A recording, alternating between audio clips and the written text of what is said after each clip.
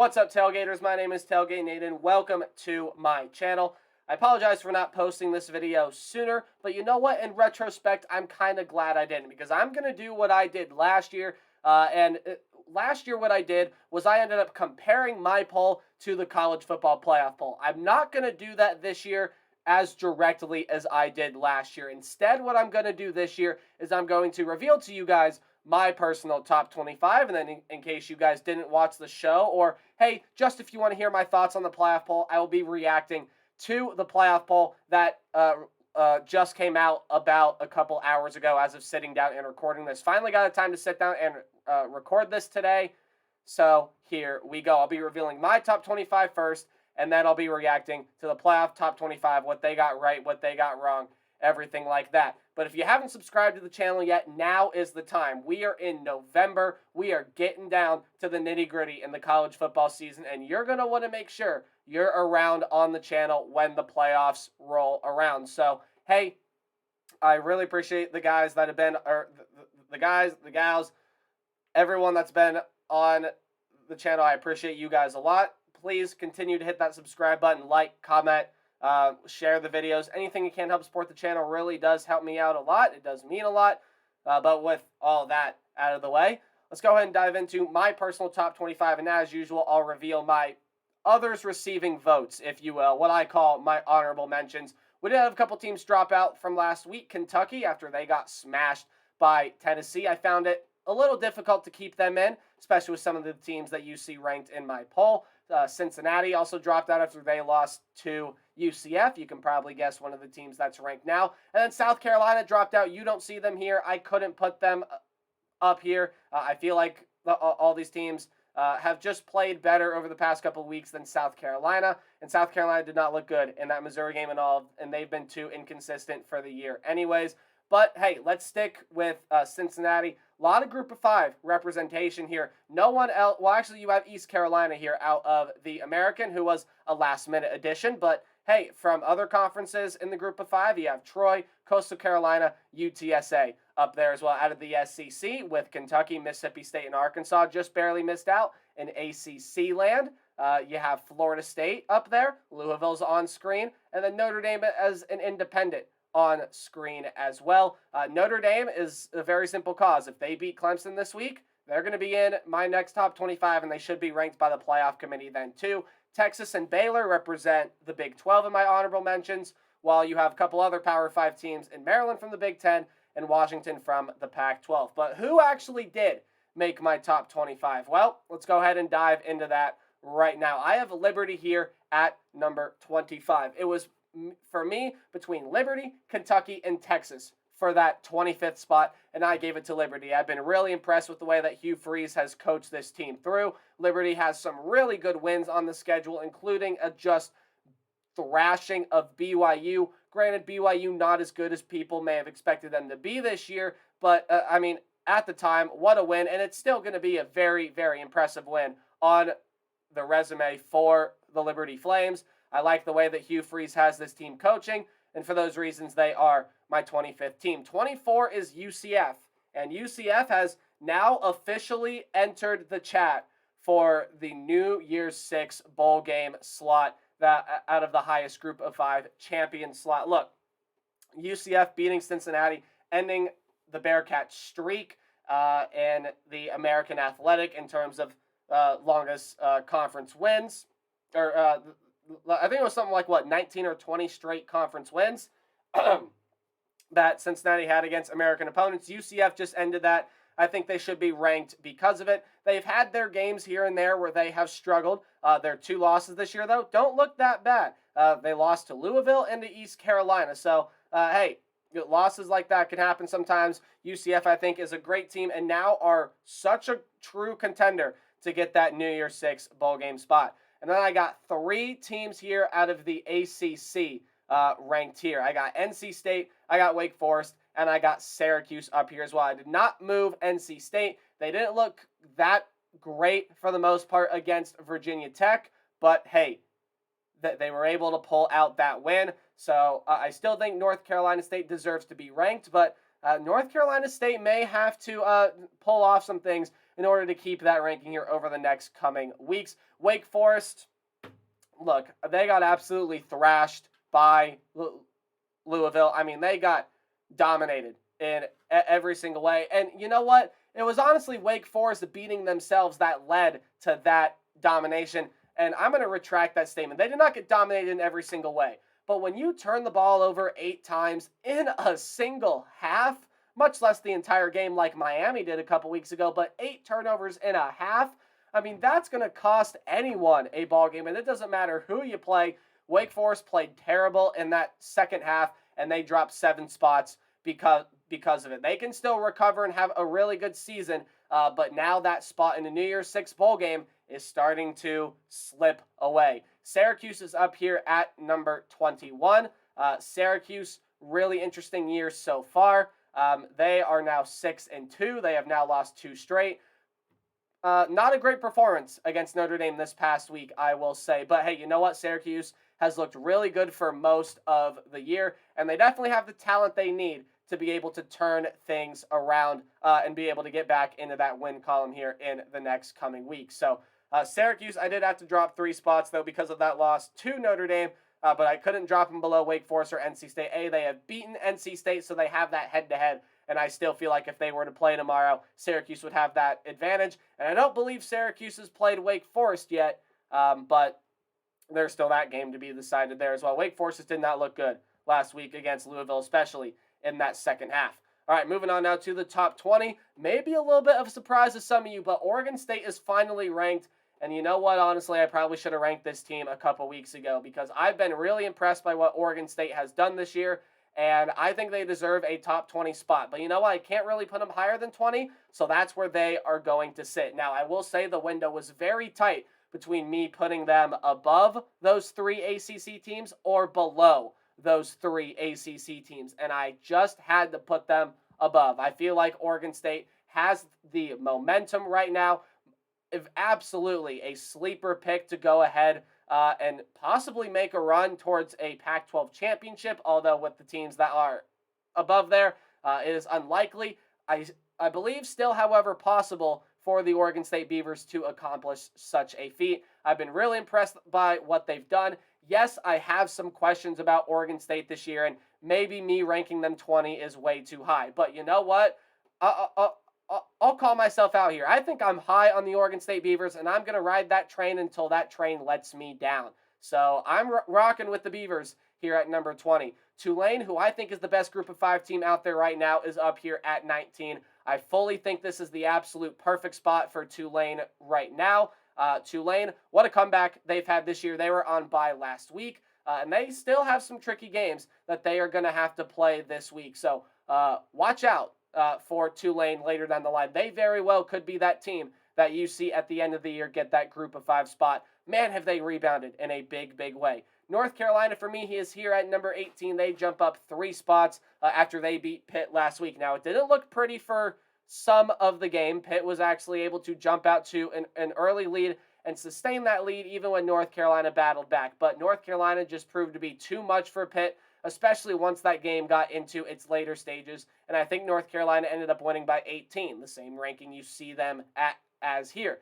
Now, what I believe the AP poll and the poll we're going to look at here in a second, I believe has North Carolina at 17 above Oklahoma State. And I absolutely get it, right? Oklahoma State is coming off one of the worst losses of the college football season. You can compare it to Texas thrashing Oklahoma. You can compare it to some of the other losses out there. They lost 48-0.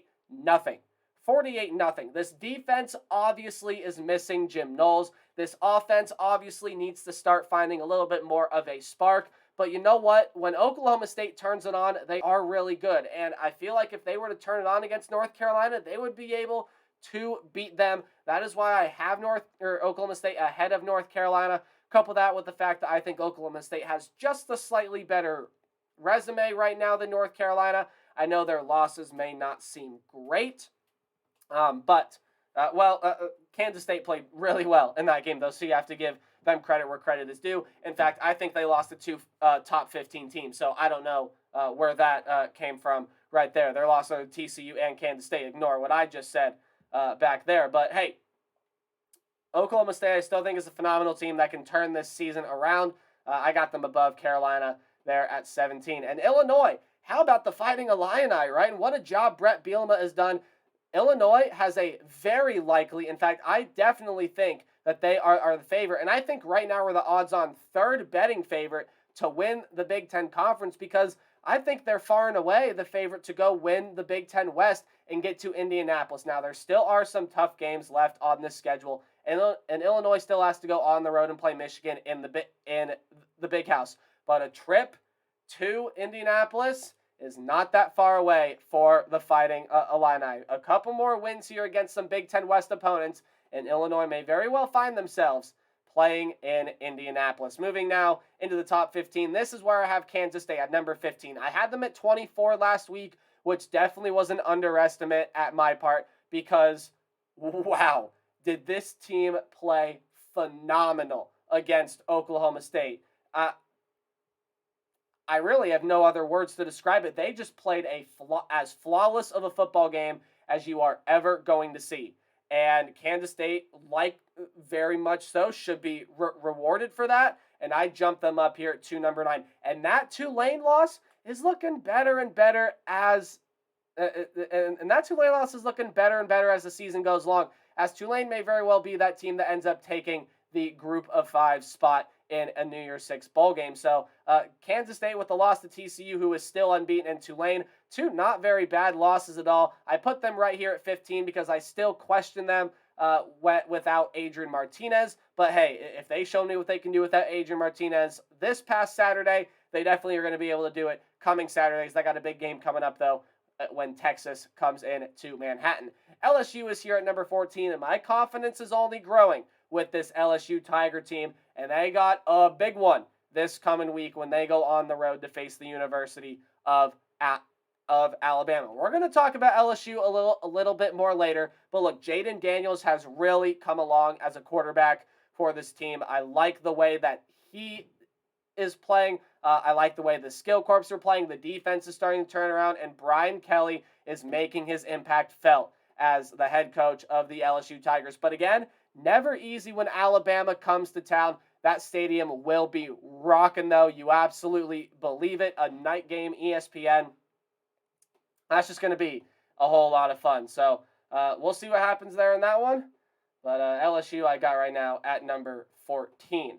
Penn State I have at number 13. And quite frankly, I really don't punish Penn State for anything that happened in that Ohio State game this past week. Look, I mean, Penn State played a really, really good game for most of that. They just couldn't keep up with the offensive firepower that Ohio State had late in that game. And what a performance from JTT. We'll talk about him when we get to Ohio State and where they're ranked in my poll. But Penn State, I thought, played a really good game for the most part. And I know what people are already going to say about that game. Well, that's the same Penn State team that got boat raced by Michigan, but they clearly learned from that game. And it's hard to play in the Big House, and they had the home crowd behind them for that game. So I don't punish Penn State at all. I also can't really move them up, especially with a loss this late in the season. Really can't move anyone up after a loss this late in the year. So I put Penn State there at number 13. UCLA I put right here at number 12. Like the way that Chip Kelly has this team playing, this is definitely, at the beginning of the year, was a dark horse to make the Pac-12 championship game, and now most definitely is a dark horse team to make the Pac-12 championship game. Chip Kelly has this team playing really, really well, and UCLA has still got some interesting tests coming up, that's for sure. You still got you still got USC on the schedule, my apologies. So we'll see what UCLA does from this point on, but they jump up 2 spots here to number 12. Ole Miss jumps up here to number 11. They beat Texas A&M this past week. And again, a lot of questions being raised about Texas A&M, I know, but that was a Texas A&M team that showed a lot of fight, a lot of heart in that past game, and I really do like the way the Ole Miss is coming along this year. And hey, Ole Miss, even this late in the year, you still got a game against Alabama, and I believe they are on bye this week. So that is good news for Ole Miss, having a bye game before Alabama comes into town, as does LSU this week as well. But Ole Miss still very much alive for that SEC East championship spot. So A lot can still play out in the SEC, and Ole Miss is very much in that picture. Jumping into the top 10 here, I got USC slotted up there at number 10. Like the way that USC has played up to this point in the year, albeit they have shown their vulnerabilities at times, but definitely a team that you can still go see play in a Pac-12 championship game. I like the way that USC is playing, but I will say last week, USC did have a scare. They did have a scare against Arizona last week. And what did I tell you guys? That passing attack was going to test USC's defensive backs, and that's exactly what it did. Gave USC a little bit of a scare there in that game, did Arizona. But USC, I think, is going to learn from it, and USC probably isn't going to be a whole lot tested until the end of the year when they have UCLA and Notre Dame on the schedule. So watch out for those two games, but as far as we know right now, USC should stay a top 10 team for at least a couple more weeks here. Utah up to number 9 for me, and I know not a lot of people are as high on Utah now as they may have been at the beginning of the year, especially people like me who had them in their college football playoff field. Now, Utah, while I still don't think they're going to make the college football playoff, this is a team that you still have to watch out for, and Oregon has them on the schedule coming up still, which, I mean, honestly, is just going to be an absolutely fascinating game. And I think Utah, when they turn on that kill switch, when that kill switch is flipped on, they play like a top 10 team. They play with such energy, such pace, and I like the way that Utah is playing. So, got a couple more tests left on that schedule, but hey, you've already beaten USC. You just got past Washington State last week, and Cam Rising actually didn't even play in that game. It was Bryson Barnes that played. Utah's got to get that running back room, figured out. But Utah, I believe at the end of the day, is a top 10 team in my mind. And then we get into the top 8 here. TCU at number 8. Now, again, I know what people are going to say about TCU. You're disrespecting TCU and all that. I simply just think that the teams above TCU are better, which is why TCU is here at number 8. No disrespect to TCU at all. And I know I say that here, and yet they have a number 8 next to their name, while this is one of only 6 undefeated teams left in the entire nation. The other 5 you're going to see in the top 5, obviously. But TCU, I think, has just got to show me a little bit more. I love the way that their offense is playing, and their defense comes up huge in key moments. I want to see their defense play a full game where they maybe go out and they blitz someone, right? TCU has had all these come from behind wins. And I know people are going to say a win is a win. It's not in college football. A lot of it is based on how you play there as well. So a win, I know people are going to say a win is a win. Not in college football, in my mind. I think TCU's got to show just a little bit more, but I think this absolutely has the capabilities of being a top 5, top 6 team. Oregon is here at number 7, and ever since that loss to Georgia, I mean, Oregon has just been really, really good. They were good last week against Cal, a team that usually would give them trouble. They were coming off a big win. They were getting a lot of praise, and Oregon handled that very, very well. They started out slow against Cal, but they ended up finding their rhythm and getting that win. Definitely should be the favorite right now in the Pac-12. And then you have Alabama up there at number 6. They have not moved from that number 6 spot since that loss to Tennessee on October 15th. I like the way that Alabama is playing overall this year. Definitely some things that teams have exploited on this team. But hey, you know what? Bama now going on the road, playing a tough team in LSU. And I think this, if any, is a week where Bama is really going to show if Bama is still to be taken as a college football playoff contender, which I believe they are, or if maybe this Bama team is more vulnerable than we gave them credit for in the beginning of the year. That's going to be an interesting one. Bama off the bye week doesn't move from 6. Jumping into the top 5 here, there is one major change, and that is my number 1 team, and we'll get to them. Clemson does not move here at number 5. They are coming off a bye week there as well. And Clemson, barring any sort of disaster, is well on their way to Charlotte to play for an ACC championship. They got Notre Dame going on the road to play that game this week, I do believe. So, hey, that's going to be a tricky game in its own right. So we'll see how Clemson is able to handle that game. But overall, I do like the way that Clemson's played. I know people are not super impressed with this offense yet, but I think that this offense has been getting better as the weeks have gone on, and we know what this defense can play like. I like the way that Clemson's playing, and definitely should be the favorite in the ACC by a long mile. Got him here at number 5. Now, each team you see at 4 through 2 did drop one spot, and that is just virtue of Tennessee moving up to number 1. Quite a big change in my poll. But Michigan is right there at number 4. Michigan's one flaw, in my opinion, and I think it showed last week, was a little bit of an inconsistency to throw the football. Some may call it an inability with J.J. McCarthy at quarterback. This is the team that relies a lot on Blake Corum and that run game, which isn't a bad thing, especially when you have a run game as good as Blake Corum and as good as what Michigan has. Their defense is playing well as well. Red zone inconsistencies offensively also showed up this past week, and they weren't as dominant as they definitely could have been. Now, Michigan's got a lot of time before that big matchup against Ohio State, that final week of the year. But Michigan's also got another test coming up. They got Illinois coming into the Big House, which I don't think is going to be as easy as some people may think. So Michigan got this team playing really well, and right now I believe they are a top 4 team. Georgia I got right here at number 3. And I know what some people may think. Georgia at number 3, that's insulting. That's the defending national champion you're talking about right there. Look, no discredit to Georgia at all. I just feel like that the teams ahead of them have played better more consistently. Georgia, still a very, very good team. We know what this team can bring offensively, defensively. They have a really good tight end room. Their defense is pretty good as well. I know their defensive side is dealing with some injuries right now, which hopefully they are able to get healthy as the season goes along. Maybe even if they can get healthy before this week. I know I believe they just lost a linebacker for the rest of the year whose name is escaping my mind, which absolutely blows for that defense. But Georgia I got here at number 3. I got Ohio State at number 2. And you could absolutely...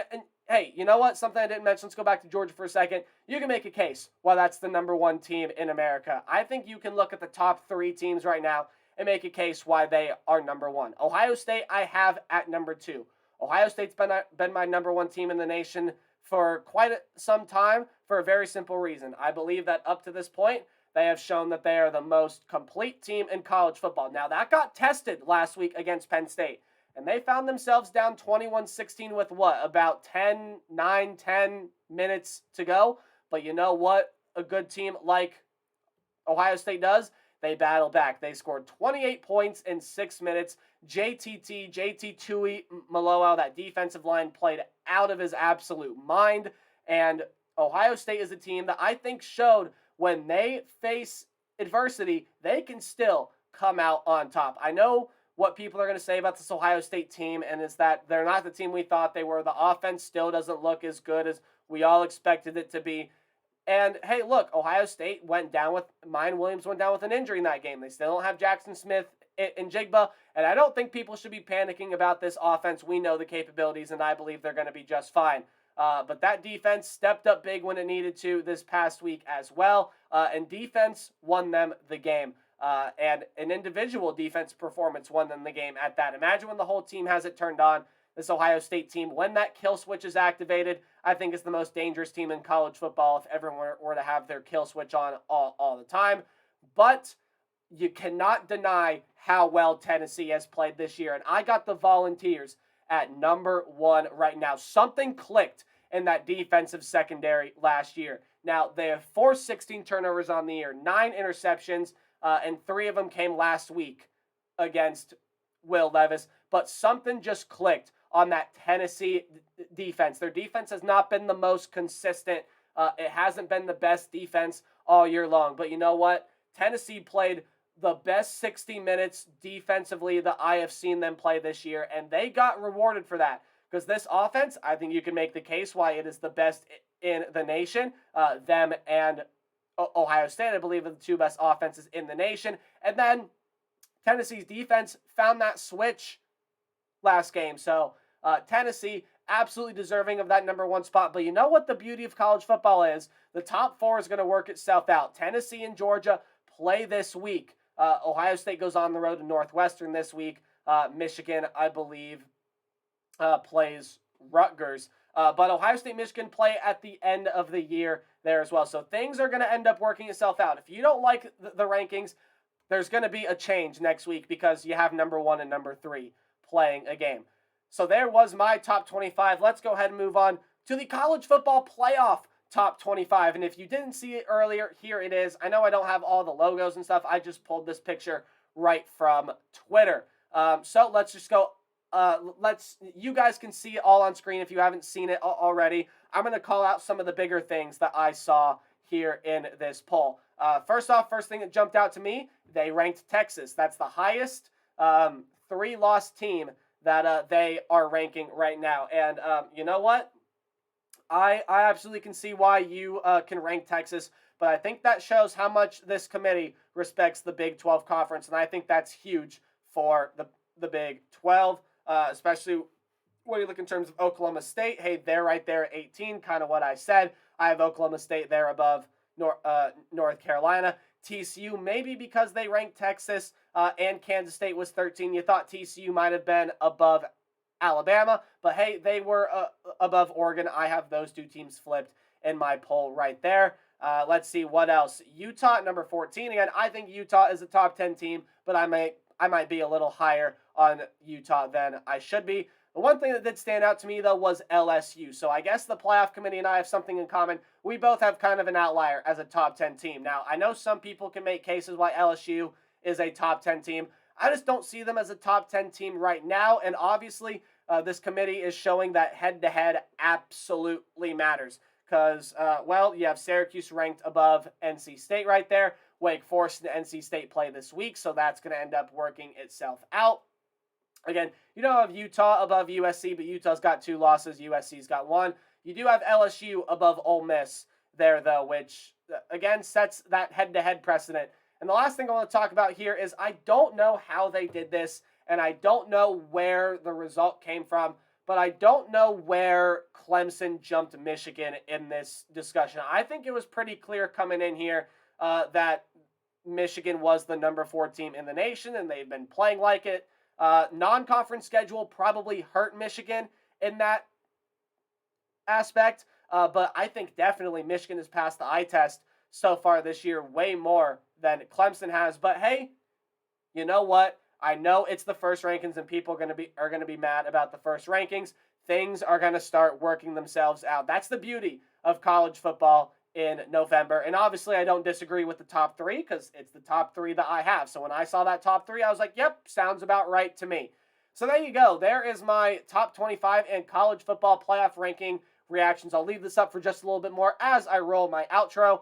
Thank you guys so much for watching. Be sure you guys like, comment, subscribe, do anything you can to help support the channel. Please tell me your thoughts on who you think the top 25 teams are in the nation and who you believe, or I guess what you believe the playoff committee got right and what the playoff committee got wrong as I transition slides. Now, thank you guys so much for watching. If you take away anything from this video, hey, remember to play hard, but tailgate harder. I will see all of you guys tomorrow when I update a little bit of a November college football contender preview.